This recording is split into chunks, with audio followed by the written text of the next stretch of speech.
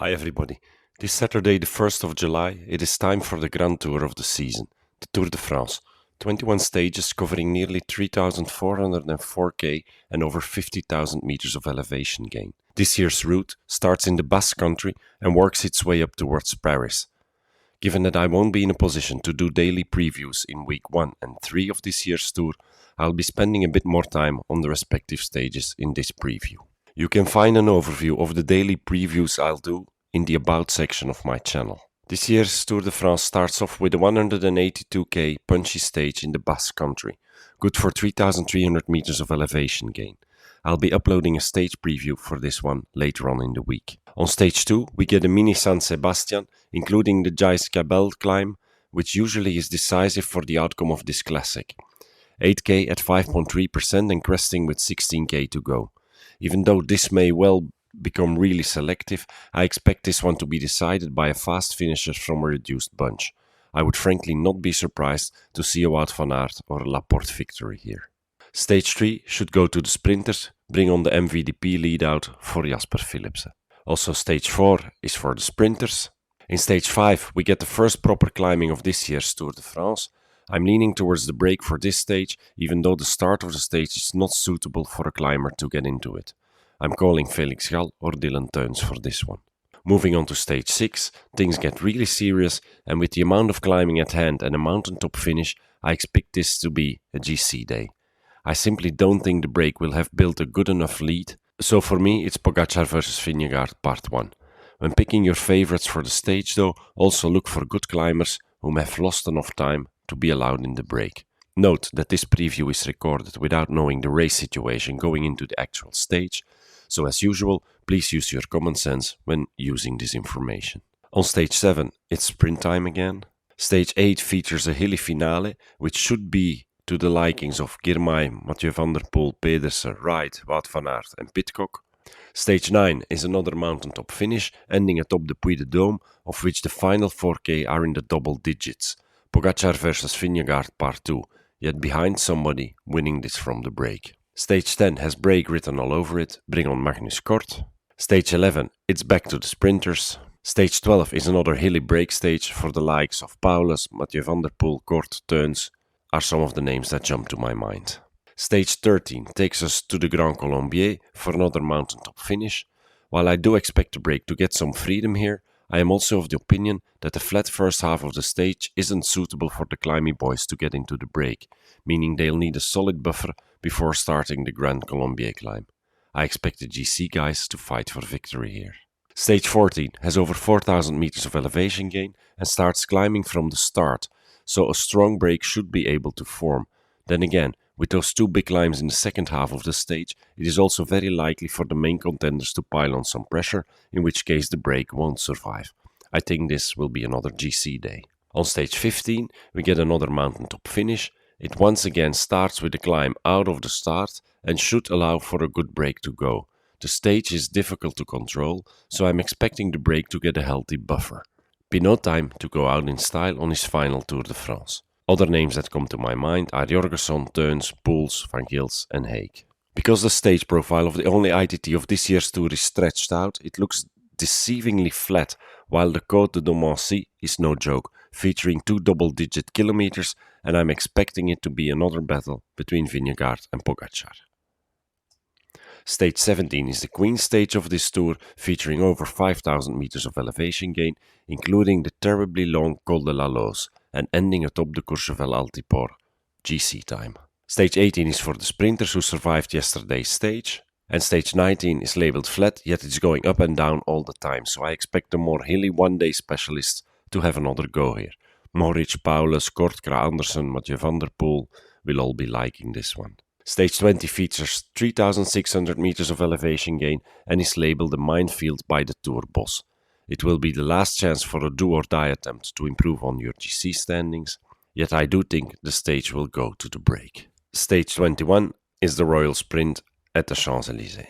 So to summarize, without knowing the actual race situation, we have 1 individual time trial for the climbers, 6 pure sprints, 2 versatile sprints, 8 potential break stages, 4 mountain ones and 4 hilly punchy ones, and finally 4 proper GC days. Here's an overview of the winners of the final 10 editions, with 6 wins going to Ineos, with 3 different riders, Froome, Thomas and Bernal, 2 for Pogacar at UAE, 1 for Nibali, and last year's winner Jonas Vingegaard at Jumbo-Visma. In terms of past performance at the Tour de France, 3 former winners are lining up, Pogacar, Vingegaard and Bernal, and 4 former podium finishers, Uran, Carapaz, Pinot and Bardet. Here's the betting odds at the time of recording, with Vingegaard and Pogacar the obvious favourites. Note that the kilometers against the clock are very limited, which present a huge opportunity for those who don't excel in the discipline to fight for the podium. Here's the overview of riders to watch. I'll quickly go through all the teams, pointing out those I'll be eyeing for GC, as well as the fast men and those to watch for the breaks. Starting with Quickstep, who'll be hunting for stages, Cavagna, Lampaert, Seneschal and Van Zevenand in the breaks, Jacobsen for the sprint, led out by legend lead-out man Michael Morkov, and Baggioli and Alaphilippe for the punchy stuff. At Jumbo-Visma, it's all about Vingegaard, one of the 2 main contenders to take the yellow jersey home. He'll be supported by Kelderman and Kuss in the mountains, and we've seen last year that they won't shy away from claiming some stages along the way, for which they also have the necessary firepower in Wout van Aert, Christophe Laporte and Tiesj Benoot. At UAE, Pogacar will be looking to take redemption for not bringing the jersey home last year. He comes with a great team to support him, containing Adam Yates, who's in great form and may well end up in the top 10, as he did last year, and you can expect Trentin to mix it up in the fight for the punchy stages. Something that can also be said of Pidcock and Turner over at Ineos. For GC, it will be interesting to see how Bernal holds up over 3 weeks. Even though the Dauphiné looked promising, I'm expecting more from Carlos Rodriguez, and being a Dani Martinez fanboy, I would love to see him in top shape, yet his last few stage races didn't look super strong. I'm expecting a lot of Jai Hindley at Bora Hansgrohe, who will get mountain support from Buchmann and Conrad. Jordi Meus is a fast man to reckon with in the sprints, and he'll be led out by Danny van Poppel. You can also expect Jungels and Pollitt to be given freedom to fight for selected stage wins. Ben O'Connor at AG2R is certainly top 10 material. He was 4th on GC in the 2021 Tour de France and just podiumed the Dauphiné behind Vingegaard and Yates and ahead of Hindley and Haig. Look for Cosnefroy and Parepintre in the punchy stages, and finally Felix Gall is having a strong season, coming off a recent stage win in the Tour de Suisse. In my book, he's ready for his first Grand Tour stage win. At Intermarché, Manchester is always an outsider for the top 10. I would love to see him go for stages though. Intermarché's biggest shot at a stage win sits on the shoulders of Binyam Girmay. Bahrain victorious, they'll be riding on emotion, lining up with a strong squad with Landa and Bilbao fighting for GC. Landa hasn't looked at his strongest, yet I won't rule him out for this year's tour. Bauhaus is a solid top 10 sprinter, and frankly, I wouldn't be surprised to see Haig, Mohoric and Wright taking a stage win each. On to EF, where their hopes will be on Carapaz for GC. I'm looking forward though to see Bettiol, Paulus and Kort going for stage victories. At Astana, it's all about Kev, who will be led out by Bol, in search of that elusive 35th Tour de France stage victory. Lutsenko may once again go for a top 10 on GC, yet I rather hope to see him fighting for the mountain stage breaks. At Movistar, Mas will fight for GC. Unfortunately, after a stellar Vuelta last year, he doesn't seem to have refound his legs yet. Then we move on to Trek, a full-on stage hunter team with a shot at the top 10 in the name of Skelmose, who just won the Tour de Suisse ahead of Ayuso and Evenepoel.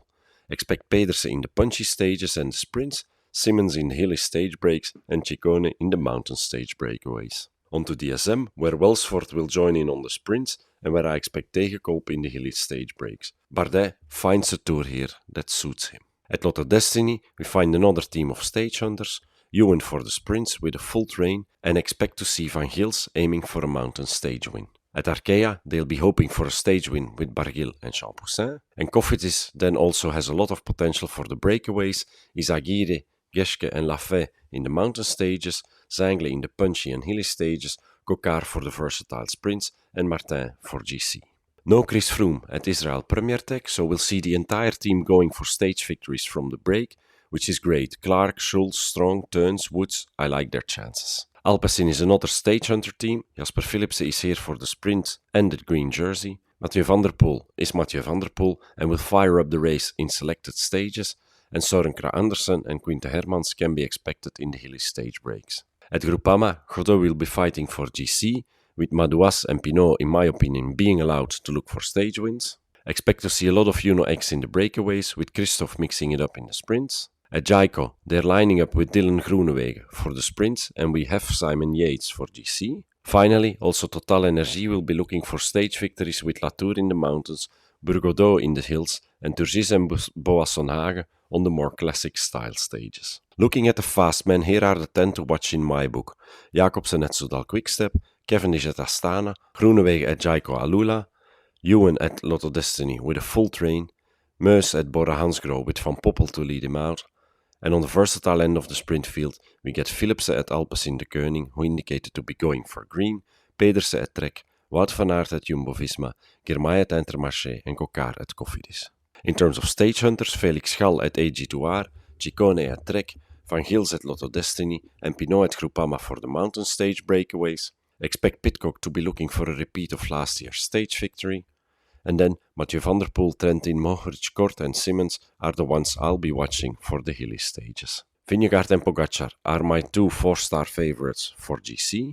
O'Connor, Hindley and Adam Yates get 3 stars. Mas, Bardet and Skjelmose get 2 stars. And Landa and Rodriguez each get 1 star. In terms of podium prediction for the 2023 Tour de France, I think Vingegaard will take his second win ahead of Pogačar and Hindley. Thanks for watching and see you soon.